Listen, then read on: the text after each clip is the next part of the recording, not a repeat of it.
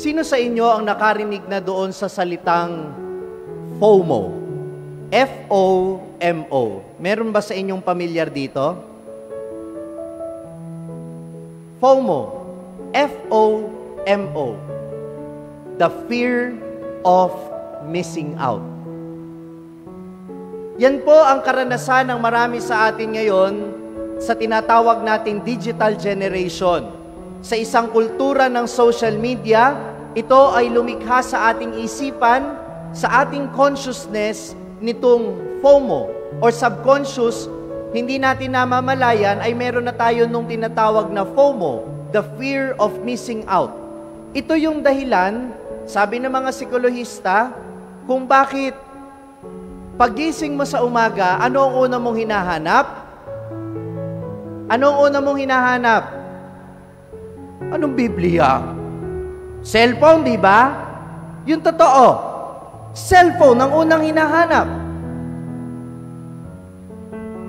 Sabi nung asawa mo tuloy, sana all hinahanap sa umaga.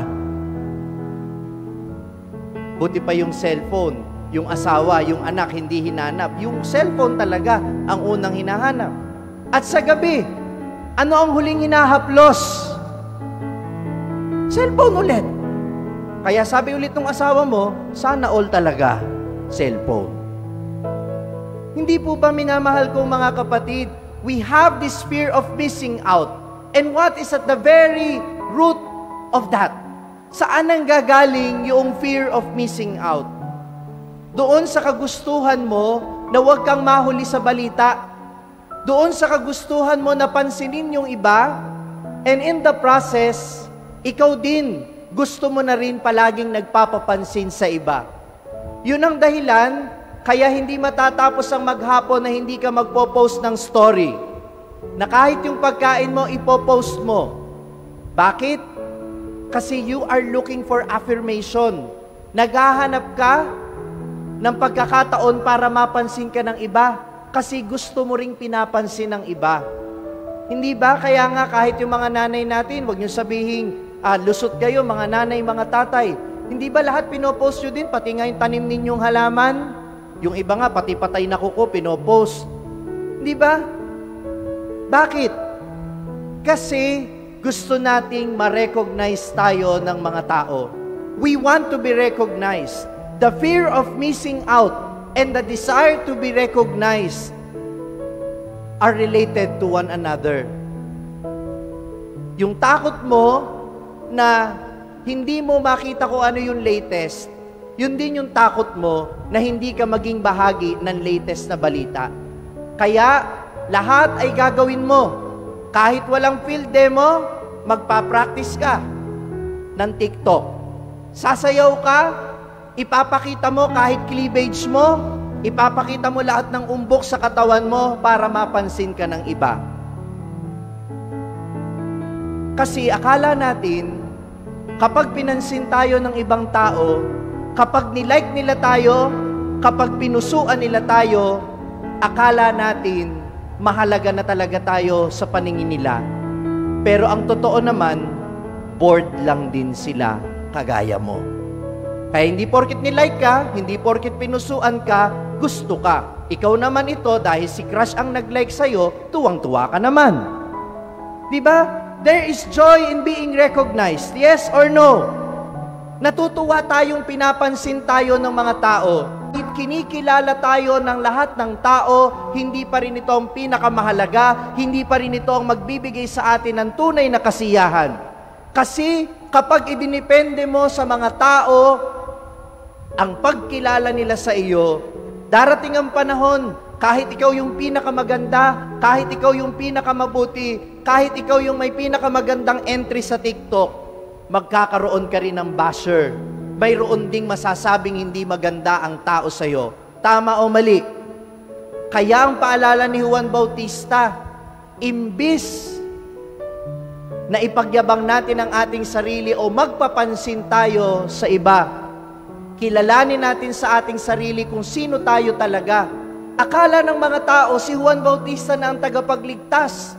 Akala ng mga tao siya na ang Mesiyas, akala siya ang hinihintay nilang propetang darating. But it takes a person who knows himself to say, sorry po, hindi ako. Ako nga po bato-bato sa langit, ang tamaan wag magalit. Ang pinag-uusapan natin dito, hindi yung likes. Ang pinag-uusapan dito, ano yung tingin mo sa sarili mo? Nakadepende ka lang ba sa mga likes? Nakadepende ka lang ba sa pagtingin ng tao? O ikaw ay totoo sa sarili mo na kahit ano man ang maging pagtingin sa iyo ng ibang tao, hindi yun ang mahalaga para sa iyo. Sapagkat ang mahalaga sa iyo, ano ang tingin ng Diyos sa iyo. What will make us truly happy is not the recognition of other people. What can make us truly happy is to be aware that we are being recognized by God. Ang pinakamahalaga at ang magpapasaya sa buhay ng tao, hindi yung kilalanin ka ng ibang tao, kundi yung malinaw sa iyo na kahit anong mangyari, kinikilala ka at pinagpapahalagahan ka ng Diyos. Amen? Palakpakan niya natin ang bawat isang mahalaga sa ating Panginoon. Ikaw yon. Kaya wag mong idepende sa likes, wag mong idepende sa puso, yung kasiyahan mo. Kung minsan ipi-PM nyo pa yung kaibigan mo, i-like mo naman yung post ko. Pusuan mo naman. Aba, nakikiusap pa nga. Hindi dyan nakasalalay ang kaligayahan natin. Kaya nga, ang ganda ng salmo natin ngayon, bihirang-bihira na ang salmo natin ay galing sa Ebanghelyo ni San Lucas. At ito yung papuring awit ni Maria. Ano yung sabi niya doon? Ipinagpapasalamat niya sa Panginoon yung pagkilala sa Kanya. Ako ay hamak lamang, subalit itinaas ng Diyos sa mataas sa kalagayan. Ako'y aba lamang, pero kinilala ako ng Diyos. Let us be aware of our true selves.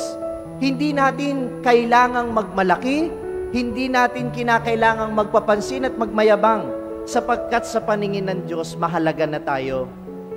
At sana, dyan manggaling yung kaligayahan natin.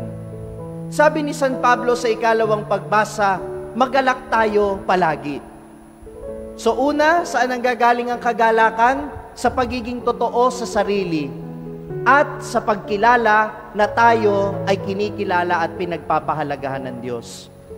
Pangalawa, ang sabi ni San Pablo, magalak tayong lagi. Sasabihin natin, Father, paano po tayo magagalak sa panahong ito ng pandemya? Nung nakaraang taon, ganitong panahon, nakapamili na ako, Father. Ngayon, wala akong napamili. Kasi, walang pambili. Father, walang trabaho. Namatayan ako ng kapamilya, ng kamag-anak ko. Father, maraming planong hindi natuloy. Napakalungkot po ng Paskong ito. Ano ang dahilan para magalak ako? Alam ninyo, hinahanap natin ang kagalakan sa pagpansin ng ibang tao sa atin.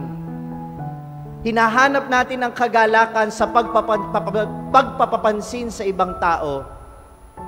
Pero, pinapaalala sa atin ni San Pablo, ang kagalakan ay matatagpuan natin kapag pinansin natin na may Diyos sa ating buhay. Amen.